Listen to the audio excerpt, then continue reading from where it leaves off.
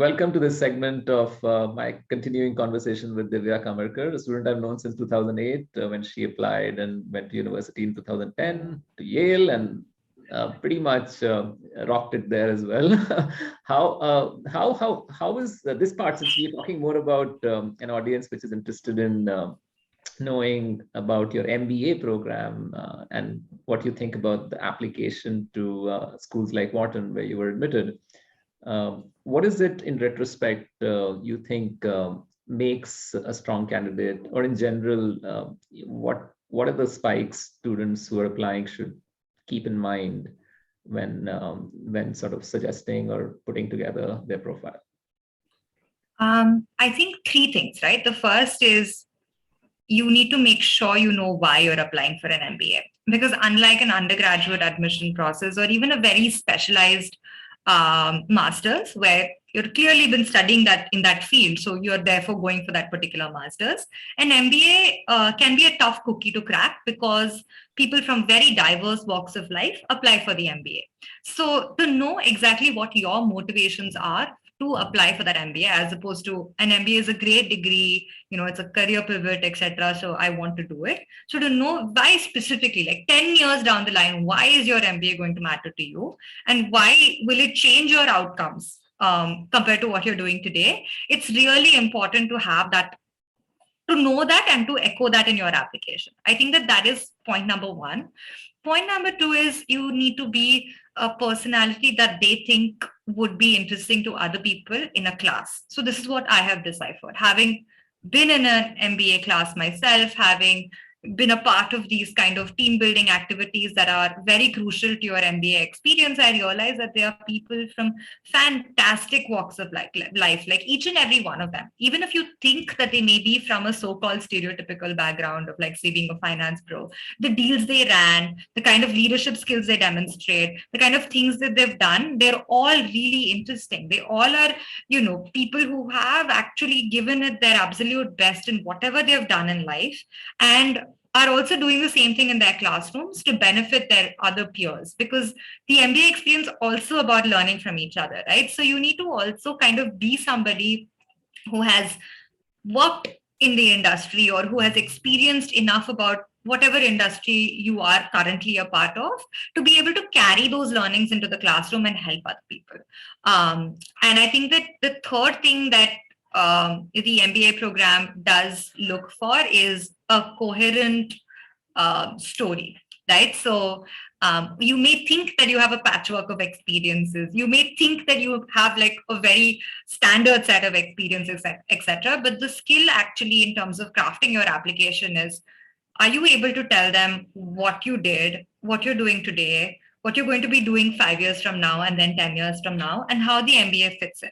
Right. So this kind of a coherent story in many ways is what different essays ask for, right? It could be the Booth essay or the Wharton essay or the Harvard essay, which actually has no topic, right? Like they ask you to write whatever you want to write, or even the Stanford essay. In general, what they're trying to get is a sense of this, right? Like, what did you do? What are you doing? Where does this MBA fit in? And then what are you going to do going forward?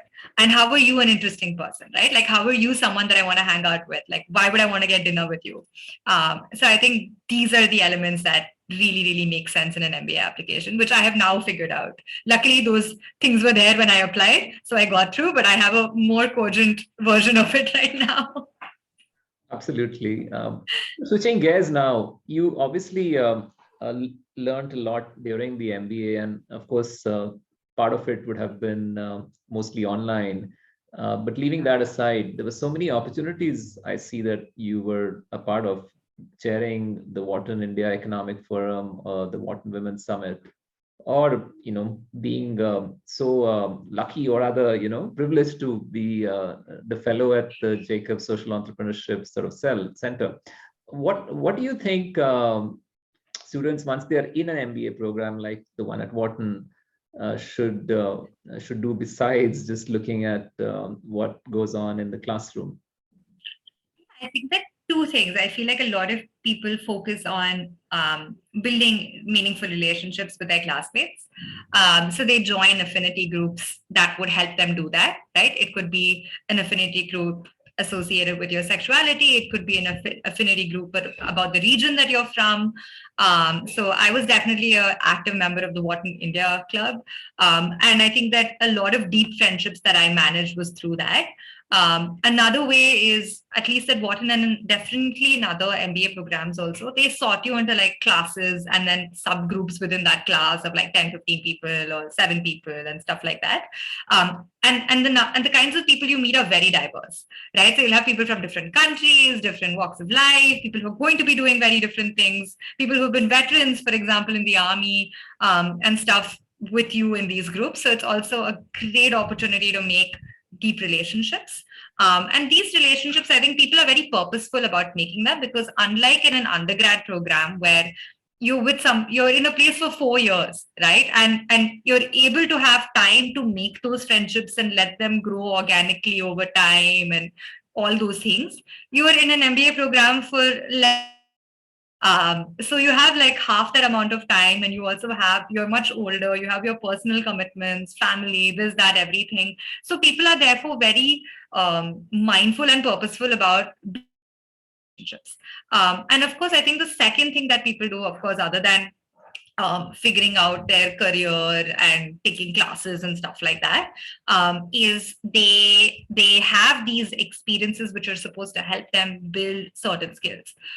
So it could be like region specific skills in business, or it could be, say, general leadership skills, leadership activities, management activities, team motivation activities, and stuff like that. So I had the privilege of, say, participating in an executive coaching and feedback program that was free to us at Wharton.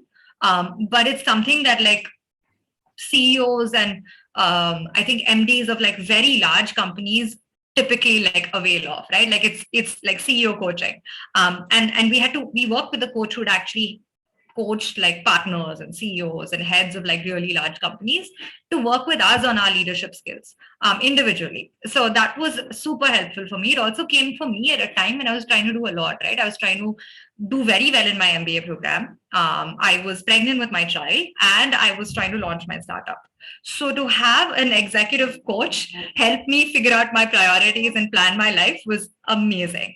And the second thing is that every university or every MBA program also has leadership courses which are additional to the classes that people end up taking.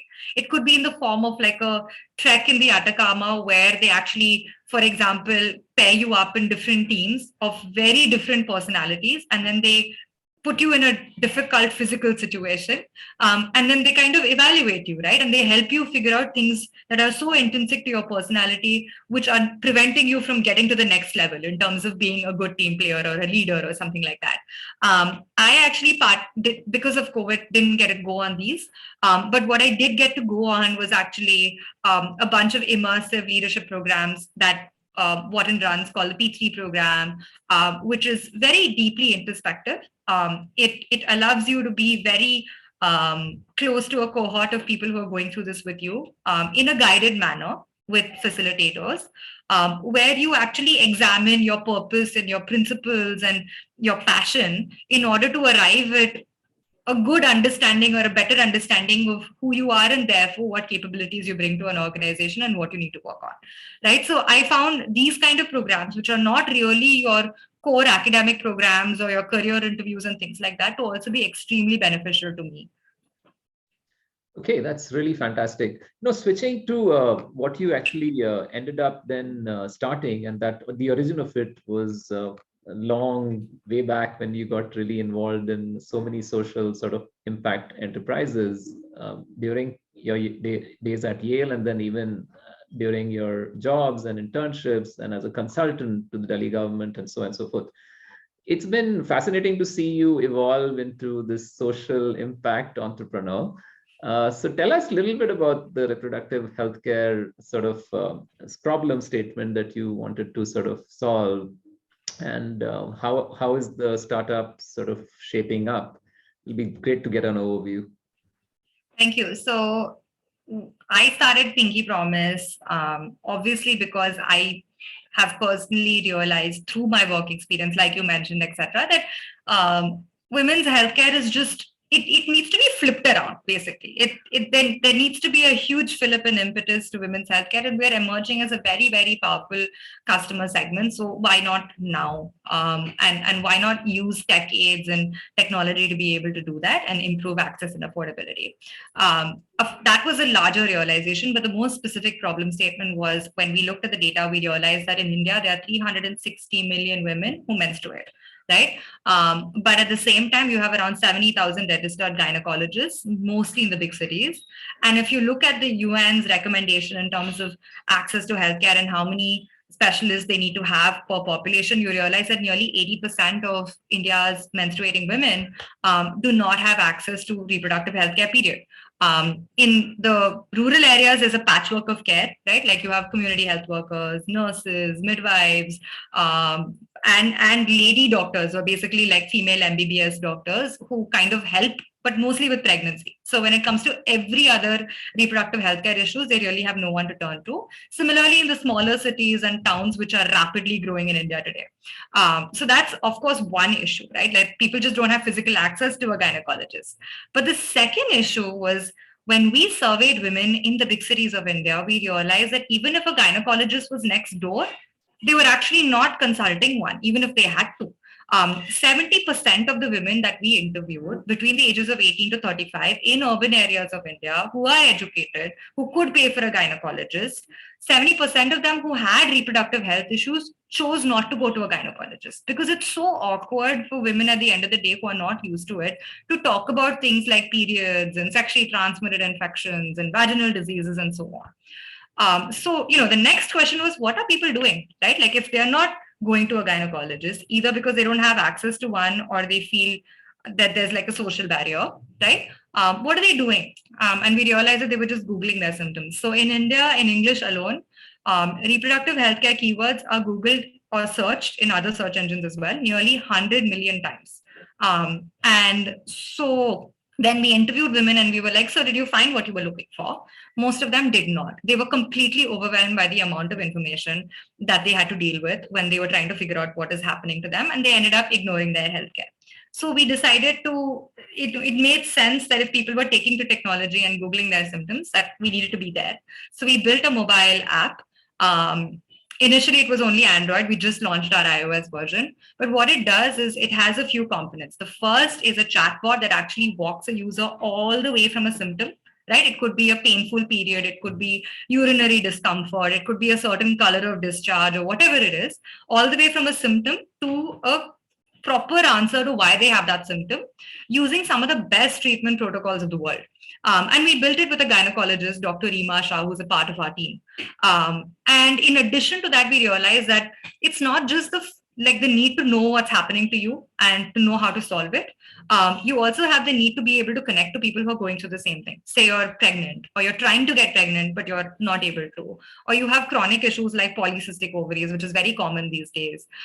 You want to be able to connect to a community of people who are going through the same thing to just ask them what their experiences are. So we actually built these issue-specific chat rooms, which are anonymous in nature, where you can actually connect with thousands of women on that particular chat room. You have no idea who they are, and ask and get answers to whatever follow-up questions you have. And as a consequence of these two things, now we're building on it. We're actually creating completely automated prescriptions. So soon, in a couple of months, for simple and then complex issues, you will be able to, in a click of a button, go through our symptom checklist, right? Report your symptoms to us, and get a prescription for those issues. So the next morning, a Path Lab partner from Pinky Promise will actually be at your door to collect your urine and blood sample. Within 24 hours, you get a confirmatory diagnosis. We'll have doctors working in the back end on this. And so without lifting your finger and even picking up a call to talk to somebody, your entire healthcare is conducted in a virtual and convenient manner, and your privacy is completely protected. So this is what we're building based on the success of our chatbot and chat rooms. And I think the last part of your question was like, how far have you gotten, right? So in 7 months since we launched, we actually launched our beta version, tested that out. So we've just been iterating our app ever since we launched it in June. We now have we have around 4,000 users using the Pinky Promise app spread across India, and we haven't spent a single rupee on marketing, right? Like we don't have any advertisements out there. We don't have anything to tell people come to Pinky Promise. It's just user-driven referrals. And they're spending nearly 13 minutes on our app on average. And so using the success that we have built upon now, we're going to scale up and expand, basically. Yeah, it's very clear. I think the way you defined the problem and then the solution too also seems like a very well thought out. And I'm sure they must have gone through several iterations. It's gone through, yeah.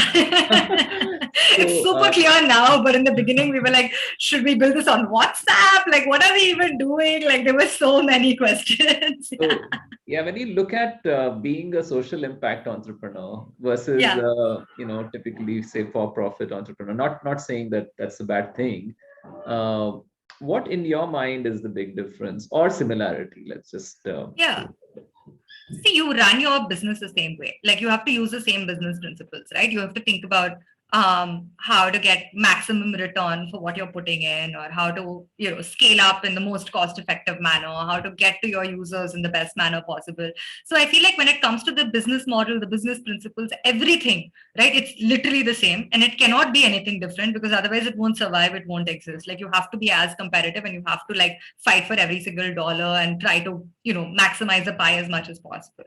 And we're at that early stage where it's all very similar. I think at a later stage, however, there may be certain differences in terms of what we choose to do with. There could be a lot of questions, right? In terms of like, what do you do with your data? Am I going to like monetize that, for example, or am I not? Secondly, like, what are I don't know, like what are the different avenues for monetization? These kind of questions could come up at a later stage, which would be different if you're a business that's running on certain beliefs and ethical principles and a business that's not. I think that the management literature reveals that irrespective, if you're actually a business that's running on certain ethical principles, your shareholder value is maximized because people actually trust you and they get the most out of it in general, right? But yeah, like I think that's one thing. But the origin of the business, right, comes from a problem statement. It comes from catering to a very hardcore social need. It comes from, I think, me working in mohalla clinics of Delhi and working in like extremely rural areas and even small towns and other places. My dupatta has been pulled many times. Women have told me they have UTIs, but they don't want to go to a doctor because they think that that person is from their community, and what if it's because of a sexual encounter that they had or something like that, or lots of back alley abortions and all of those things happening, which we want to avoid. Like we want to help India finally achieve its SDGs and MDGs, which it did not achieve in reproductive healthcare. I think that the very spirit of the organization, and therefore like everything that we do, comes from a social motive. We're also that way in terms of our employee policies, right? Like we really emphasize on value driven and mission driven culture. So like we have things like period leave. We don't have policies because we're too small for it, but anyone who wants to take period leave can take period leave. We try our best to recruit female coders wherever we find one. We try our best to like make sure that there's a lot of open conversation all the time in terms of whether Pinky Promise is going where it's supposed to go, etc. So there's a lot of, I think, everyday the way that we run our business on an everyday basis, which is very motivated by the fact that we have a social mission at the end of the day. And I think eventually what we do want to do is expand to healthcare for all, because we feel like healthcare through artificial intelligence and through machine learning can be made super affordable, super scalable, and available to everybody. And using women's health, we're actually building those tools, right? So even as we get to that objective and to not lose sight of that particular objective, every decision that we take in our business is also, again, motivated by the fact that we're a social enterprise. So it's so important. Long story short, like I don't think that our business model or anything has actually gone through any change, right? Because it's a social impact. It used to be the case. There used to be cases where I remember in my classes at Wharton also, and we studied social enterprises, we studied the fact they were cross-subsidizing different like streams that they were doing. Like because there's a population that really needs a certain intervention, they would make money elsewhere and kind of cross-subsidize and stuff like that, right? We're not doing any of those things. So a lot of like the so-called because they've actually not worked. Those businesses didn't end up really working. So realizing that we're in terms of how we run our ship every day, it's super tight. And we have a very strong we have a strong focus towards revenue and towards building a strong business. But at the same time, I feel like the ethics are there, the vision is there. And I wake up at every morning because I know that we're making healthcare more accessible to women. And I'm able to pull those long hours because I know we're doing that. So I feel like that's where the social impact aspect comes from. Very interesting. So I think purpose-led ventures, your history, as well as the team that you're building out, all sort of goes in sync with this thought. Just in one last question about the ecosystem of social impact ventures. See, you're privileged in a way, you plugged into Wharton's community, to the extended Yale undergrad community, and your mentors there perhaps.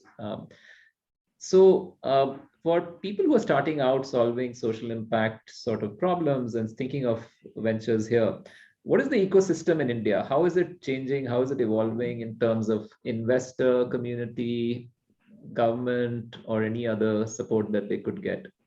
What are the thought leaders like you thinking about to give back in this space? I remember when I was working at Bitspan and advising companies that were social enterprises versus now, the landscape, and that was just 4 years ago, 3 years ago, right? So the landscape has actually evolved significantly. I think that the maturity has also evolved significantly.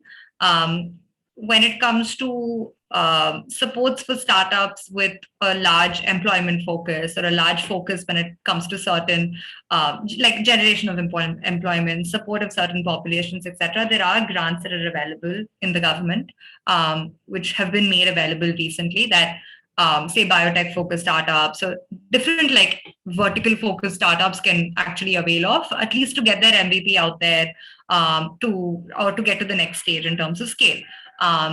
I'm also like happy that we now have a recognition of startup as a separate category to be able to get tax holidays and those kind of benefits as well when required in terms of the government. But then and I also think that if I'm not mistaken, I think these are a few significant ventures which have been helpful. But then in terms of investors also, right? I feel like I was not exposed to any investors or VCs and all that before I started out with my own venture. But I think that there is a lot of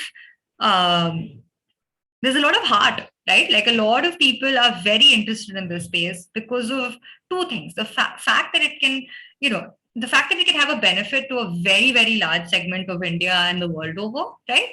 That definitely motivates people to look at Pinky Promise and companies like us. But also the fact that it's an exciting thing, right? Like now businesses that focus on solving hardcore social problems are actually businesses that end up driving so much value in India and the world over, right? Like if you could fundamentally change the way sanitation is conducted, if you can fundamentally make businesses greener, if you can fundamentally make women healthier, you are also getting a lot of benefits for society in general. And I think that that's well understood. We have a lot of impact investment funds that are active in India. We also have angels who have an impact focus. You also have consultancy companies that actually do a lot of sourcing and due diligence for social impact investors. So there are enough players out there that capital and advice and mentorship availability is not as much a concern as it used to be. But at the end of the day, when you are starting up, like it is going to be a journey where you have to figure out a lot of things yourself. So a lot of it is just you doing things on your own and somehow trying to get mentors in, and therefore using things like LinkedIn, reaching out to people and cold outreach and all. I have been doing that all the time and it's super helpful. So yeah. So it's really encouraging to see that the space is evolving, and It is, yeah. wish you all the success in the near future, and hope you inspire many more social impact entrepreneurs going forward. Thank you so much, Arjun. Thanks for having me. So long. Bye.